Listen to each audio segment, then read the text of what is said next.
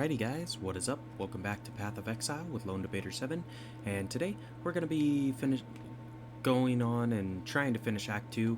So we need to go to the old fields. We've already killed Oat and Illyria, so we still got a couple more guys, so not a big deal.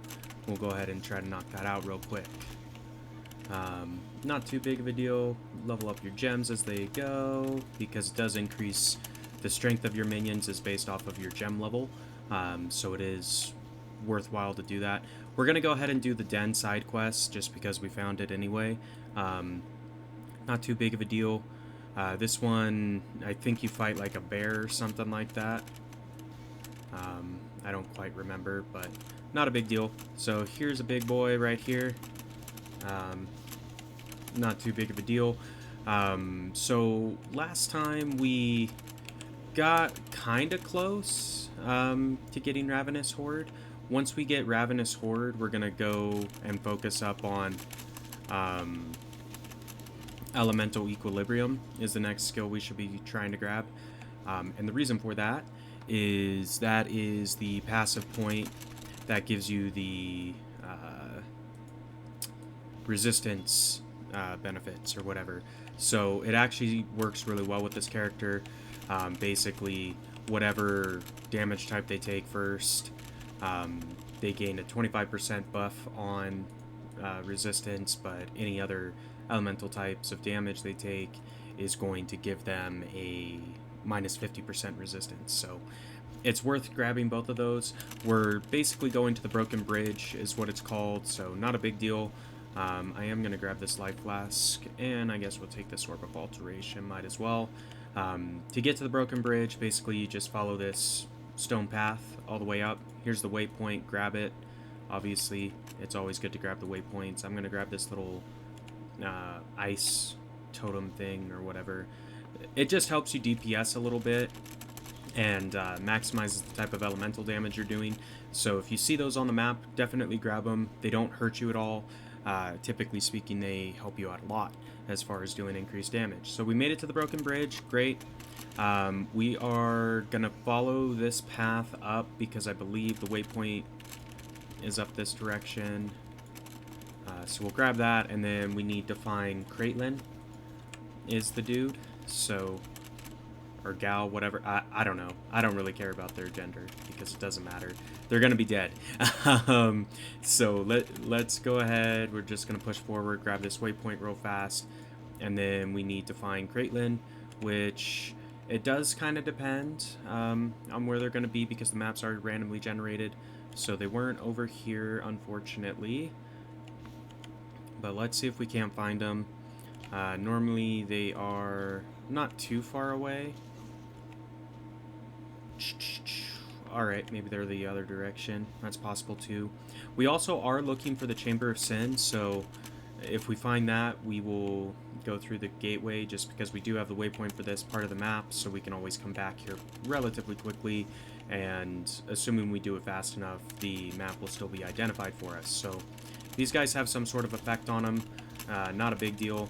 We'll just go ahead and DPS them down like you do with everyone else. As you can see, our zombies are starting to get a little bit more powerful. They're sustaining a little bit longer than they were, and that is because the zombie gem has been upgraded a couple of times for us. So the higher level you get that gem, the more powerful your minions become. So it is, for this build anyway, if you're trying to maximize your DPS and all that kind of good stuff, you want to focus on upgrading your skill gems. So they're not over here, so I'm guessing they must be back towards the start or something, which is kind of annoying, but that's okay. We should be able to find them. They're probably over in this corner, is my guess. So let's see. Someone wants to buy something from us again, so we're gonna see if we can find Caitlin first, and then I might take a break and go take care of this trade real fast so we can keep going. So let me do this. I'm gonna go deal with this trade real fast since we don't have anyone attacking us. So let me do that real quick, and then we will be right back. So give me a couple minutes and we'll be right back. Alrighty guys, we are back. I took care of that trade. It's not a big, like, once you start trading stuff, I know we've talked about this before, you want to try to fulfill the trade request as soon as possible, otherwise they will find someone else who's quicker. So just bear that in mind. If you decide you're going to start trading items once you hit the end game or whatever and you get some good stuff to sell, respond to your trade requests really quick. That ensures that you actually will complete the trade and everything like that. If you want me to make a video about kind of how that all works, leave a comment down below, and I'd be happy to make a video on kind of how to get started with trading items and what you should be looking for, stuff like that. Because I know it's not necessarily obvious what type of trades you should be making and things along those lines, because I know that it took me a little bit to kind of figure it out. So let me know on that down in the comments, and I'd be happy to make a video for you. But we are still looking for Caitlin. I don't, they must be up this. Yeah, I kind of remember. So you go up this, and I believe they're at the end of this bridge. Yeah, so same thing as with Oak and Illyria. You can help or you can kill. We're going to kill because might as well. Doesn't hurt us. So there we go. Make sure you're using your Stormbrand on them, because it does increase the amount of damage you're doing to them over time, because they consistently get lightning damage. At this point, we don't have all of our skills set up yet, so increasing the type of damages that you're doing, meaning like doing some elemental damage and things like that, it definitely helps you. So that's the Apex. That's one of the endgame items that you need. So there is another Quicksilver Flask, and this is a rare level, so we'll probably take that just because it should be better than the one that we've got. So block and stun recovery, cool. So we're going to go ahead and use that. I'm going to throw this back in my stash tab for later. You can use Quicksilver Flask, any boots, and a Orb of Fusing to combine or add movement speed to your boots.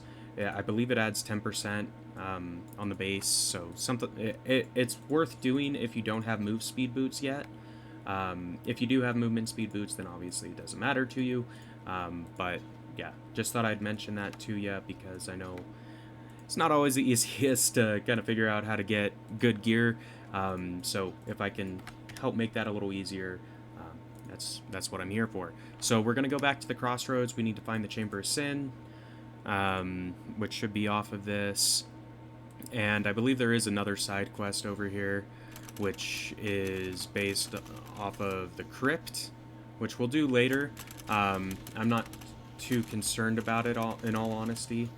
So we're going to level up our gems as they go. We got 3 passive skills that we can spend, so we should be able to finish Ravenous Horde with that, I think. And then we can start working our way down to the Elemental Equilibrium perk, which is the next one in the list. So here we go. This should be the Chamber of Sins. Cool. We're going to go ahead and jump inside, and I guess let's go ahead and add in these passives, because it does make a difference. So we can get our 2, get Ravenous Horde unlocked, and then Elemental Equilibrium's right down here. That's the next one you want to shoot for, because it's going to make your skills synergize a lot better, and you'll start really increasing your DPS. So bear that in mind. After you get Ravenous Horde, shoot for Elemental Equilibrium, and you'll be doing a hell of a lot more damage.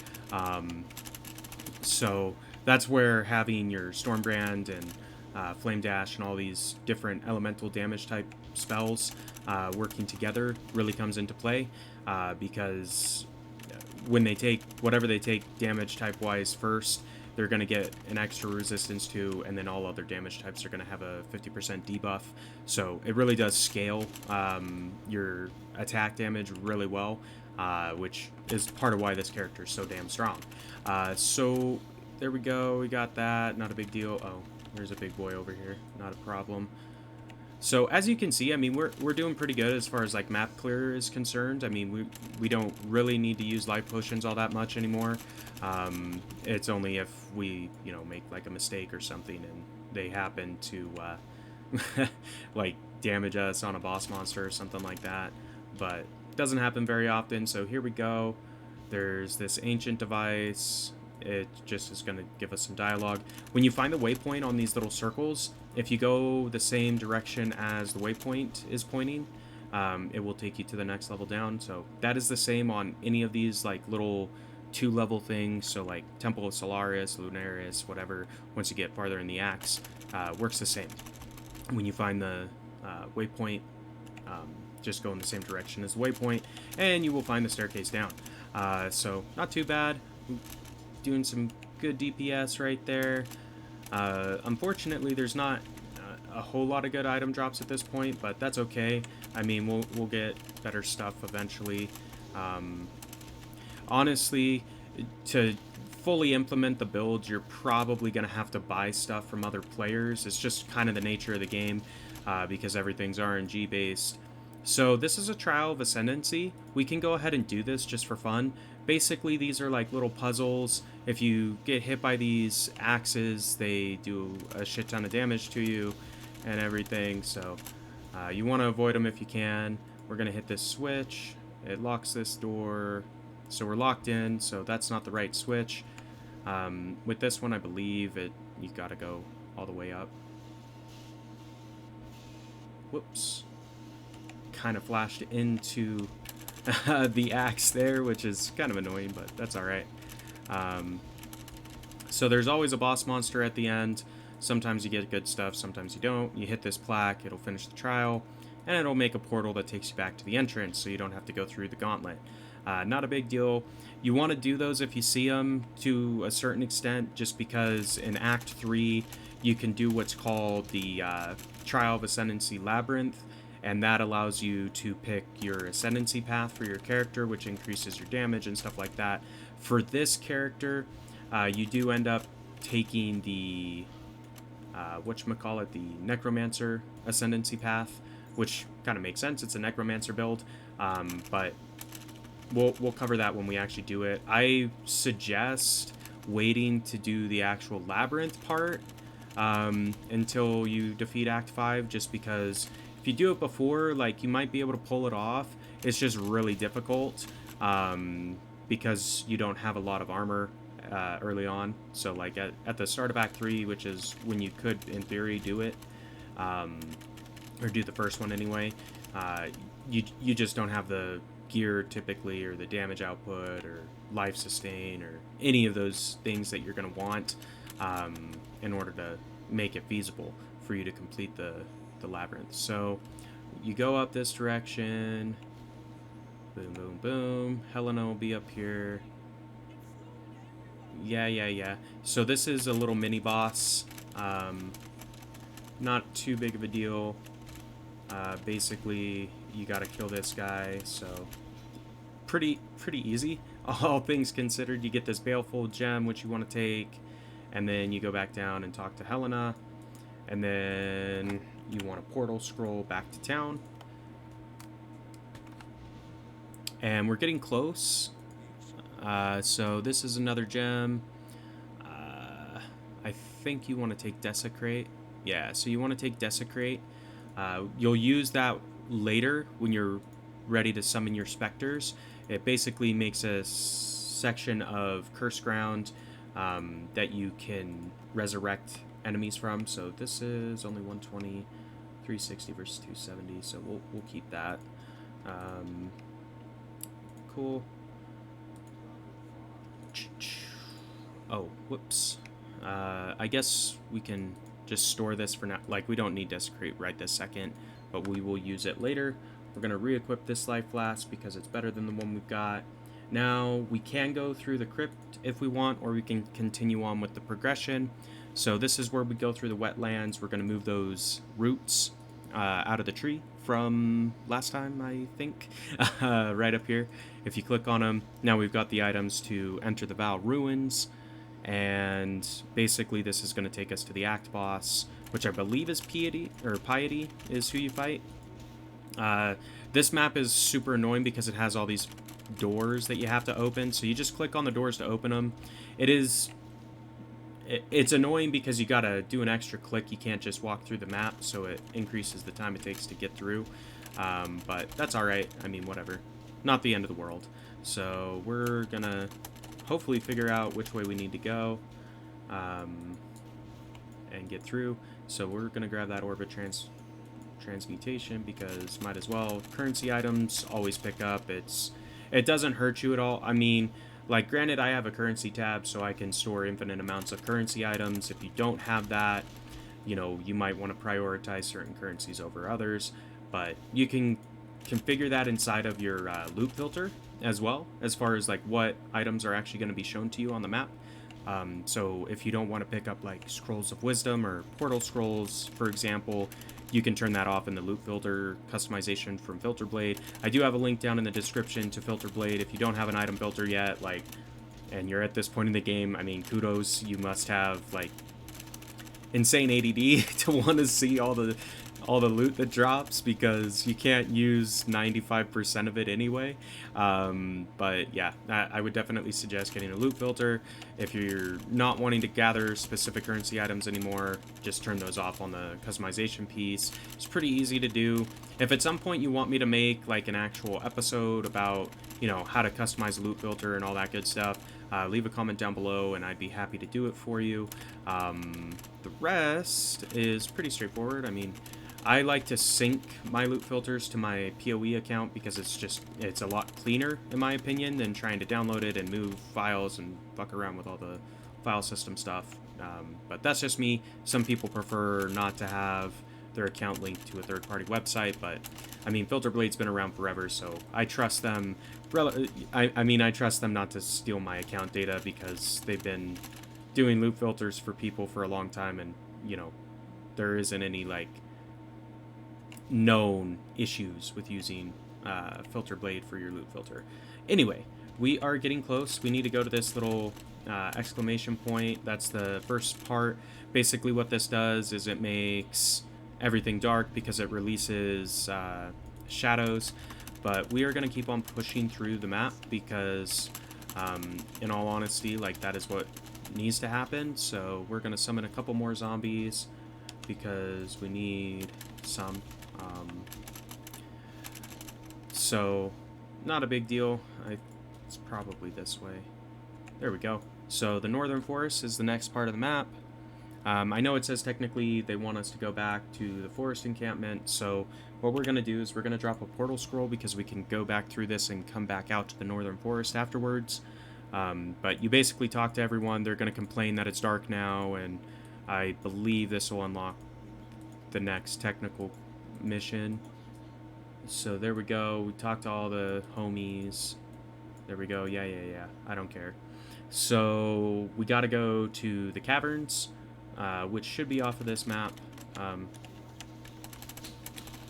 I don't like these little underground boss monsters just because they're pretty annoying. So that is a lucky ass drop. We got a Chaos Orb. That is kind of the standard currency. If you are trading for items, people normally put prices in Chaos Orbs. So if you see those drop, definitely grab them because you are going to want them. Getting one this early on is actually pretty good, like I would say. I mean, I'm sure there's people that are luckier than I am, but I say it's lucky because we don't have any items that are boosting like the rarity of items found or anything at this point. So to find a Chaos Orb on an Act 2 monster and just a normal at that, that's pretty good, all things considered. There we go. DPS, cool. And here's the Dread Thicket, which is the next step in the map, I believe. So this should take us to the caverns, I think is off of this part of the map, or off of this map, something like that. So we're getting close to the Act boss, which shouldn't be too big of a deal for us. We do have 2 perks that we could potentially spend in our passive tree. I'm not too worried about it. This map is kind of annoying because they drop enemies on you. Those little monkey dudes kind of drop from the sky, which is... It's not necessarily a big deal, but it can be annoying. So just bear that in mind. Here's a strong box. We are going to do the strong box. I suggest always doing the strong boxes if you get it spawned on the map, just because you have a pretty good chance of getting something good out of the strong box. It's not always, but it's better than like opening a regular chest, I guess. So that is a corrupted zone, which I don't really care about, but yeah, okay, it's empty. that's fine. Here we go. Just gonna keep on pushing through. Ooh, a golden strongbox, fancy. This will probably have stronger dudes in it, but we should get better items as well. So we got a regal orb out of that, so that's decent. The rest of this stuff is kind of garbage for us, so we could take the 2-stone ring, I guess. Basically what the 2-stone rings do is they give you a dual resistance buff as opposed to just one. So like if you have a sapphire ring, you get cold resistance. For example, 2-stone ring, you might get cold and lightning or cold and fire. It just depends on the ring. There are different combinations, and you can craft them with vendor recipes. If you sell a sapphire and ruby ring, you'll get a 2-stone ring that has cold and fire resistance on it. If you sell a sapphire and topaz ring, you'll get a lightning and cold resistance, and you can sell topaz and ruby to get lightning fire. So there's different combinations of it. You can kind of just play around and see what works for you. But if you know that you need a specific type of resistance buff, you can use 2-stone rings to give you 2 types as opposed to 1, which does make your armor a little bit better. So I'm not sure exactly what we're supposed to be finding in here because it doesn't look like there's anything off of this map. Let's go ahead and take a look. So if you hit U, it looks like the Dread Thicket where we are is just a side map. There was probably some side quest we were supposed to do in here, but that's fine. We're going to go ahead and hop back out to the Northern Forest and see if we can't find the actual direction we're trying to go, which is probably up this way. I mean, it could be the opposite direction. That's completely possible as well. But my guess is, since there's a fair amount of unexplored map up here, it's going to be at the end of this little path. That, and there's a fair amount of monsters in our way, so that's a good indicator you're going the right direction.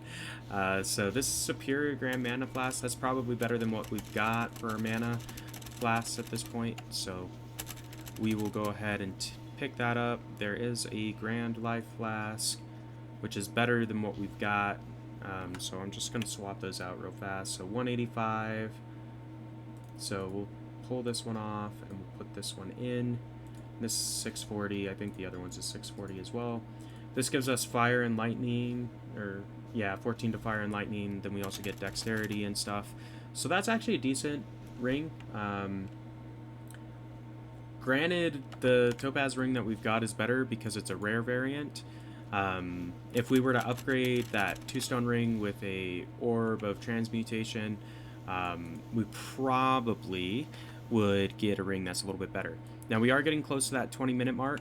I do want to finish the act in this episode, so it's almost certainly going to be longer than 20 minutes, just because I doubt I can clear out the whole map and defeat the boss in under 2 minutes, just because I'm not that good at the game. But no worries. Thank you for bearing with me if you're watching to the end. I know that sometimes watching these long videos is not the best in the world, but unfortunately when you're doing map clears like this, it takes some time, so I hope you understand and enjoy the content. Anyway, we are getting closer, so I mean, you can see that we are fairly squishy. Like, if things hit us, we, you know, take a fair amount of damage, so that's what I mean. Like, you gotta get good at escaping enemy attacks to play this build effectively, and let your minions basically do the damage for you. Granted, I mean, I normally will try to run in if it's a boss monster and throw my Stormbrand on him like that, just so we get the increased damage from lightning, because it does help as far as like taking the enemies down faster. But what you can do to kind of min-max that is you cast your Stormbrand, whatever key you have that bound to, mine's W, and then you immediately flame dash out of the way of all the enemies. That way your minions can do the damage for you. It seems to work fairly well, at least in my experience. That's how I play this build, so you can do the same, and you should have a decent go of it. We are gonna raise this and keep pushing through the map. It's not a big deal. Like, we're probably missing enemies by doing this, but the benefit of this build is that your minions will stay back and kind of clear out enemies for you, so you're still getting the XP. As I understand it, the when you damage an enemy, right, you basically are targeting that, and it sends all your minions over to finish killing them for you. So we are up in this bit. We want to kill this Necromancer as soon as possible. So by casting your W on an enemy, your minion should prioritize that as its target of attack. So like if I throw a Stormbrand on that Necromancer, all my minions went over immediately and started attacking him as opposed to all the skeletons he was summoning. So you can use that to kind of control the targeting. At a certain point, I want to say that, like, when you get your Spectres, you will put a support gem in there called Feeding Frenzy, and I think that helps control the minion targeting to a certain extent. So that there's kind of different ways you can deal with your minions not attacking the enemy you want. Using your Stormbrand is a good way to do it because it always works. Once you get the support gem and everything, it'll help as well. So I want them to come and target this dude because he's a rare, which typically means they do more damage. Those little spitter dudes, they do chaos damage, so if you don't have a lot of chaos resistance, they may cause you a little bit of trouble. Normally though, they DPS down pretty quick, so I don't tend to have too much trouble. So here's the Ancient Pyramid. This is, I believe, the arena for the boss fight, so you got to make it through, and then you'll find the boss eventually at the end. Now this Act 2 boss is definitely harder than the Act 1 boss, but it should still be doable. I mean, our build is fairly strong DPS wise, so I don't believe we're going to have too much trouble with it. We'll find out when we get there, obviously. So we probably need to go through this door. Cool.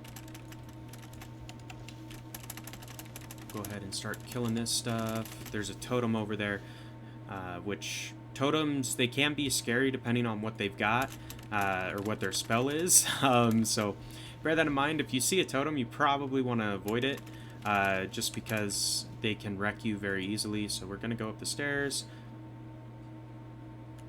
and we're going to just push through the map some more. Cool.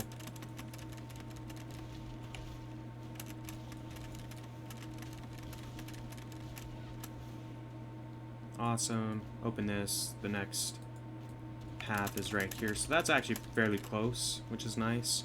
So we'll go up the stairs again. And there, I think this is the last level. The next one will take us to the Pyramid Apex, is what it's called.